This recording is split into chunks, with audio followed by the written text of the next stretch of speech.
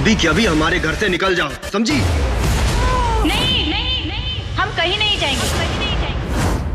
जब तक कृष्णा जी हमें ये नहीं बता देते कि उन्होंने हमें पहाड़ी से धक्का काहे दिया, तब तक ना हम नीचे उतरेंगे और ना ही इस घर से जाएंगे।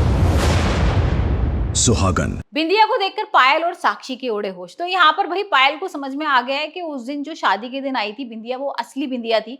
यहाँ पर साक्षी उसको बता देती है कि भाई मैं तो बेहोश हो गई थी ना, मैं तो थी नहीं, और तुम जो मुझसे बोल रहे हो कि इतना ज्यादा बोल रही थी, बात कर रही थी, मेरे को तो कुछ भी नहीं पता है। तो यहाँ पर पायल को समझ में आ जाता है कि जो बिंदिया है ना वो कैसे आ सकती है, मतलब वो लौट कर आ गई है शायद। जब तक कृष्णा जी हमें ये नहीं बता देते कि उन्होंने हमें पहाड़ी से धक्का काहे दिया, तब तक ना हम नीचे उतरेंगे और ना ही इस घर से जाएंगे।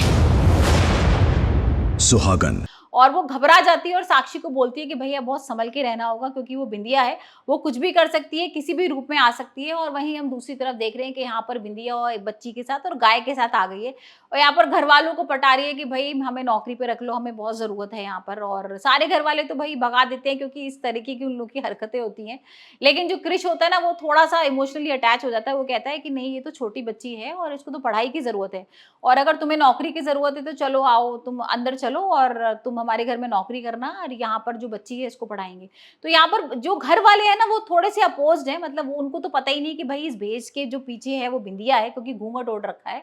लेकिन यहाँ पर भाई क्रिश को भी नहीं बताया कि मैं बिंदिया को ही अब लेकर आ रहा हूँ घर के अंदर। तो अब यहाँ पर पायल और साक्षी के उड़ जाएंगे होश। जैसी एंट्री लेगी तो वो घूंघट उतरवाएगी, उसे लगेगा कि भाई ये बिंदिया तो नहीं है। यहाँ पर वो घूंघट ऊपर करेगी तो उसने तो भेष बदला हुआ है, बड़े बड़े दांत हैं और चश्मा लगाया हुआ है, तो यहाँ पर वो पहचान नहीं पाएगी।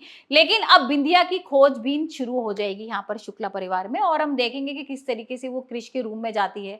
वहीं कृष्णा बिंदिया का फोटो लेके बहुत अजीब सा बिहेव कर रहा है, रो रहा है और उसको बहुत याद आ रही है। तो बिंदिया ये देख के शॉक हो जाती है कि ये तो वही आदमी ना जिसने मुझे गिराया था, तो फिर ये मेरे बारे में क्यों सोच रहा है। वहीं बिंदिया के दिमाग में एक शक पैदा हो जाता है और उसे लगता है कि भाई कुछ और चक्कर है, और यहाँ पर वो करती है साक्षी और पायल को एक्सपोज।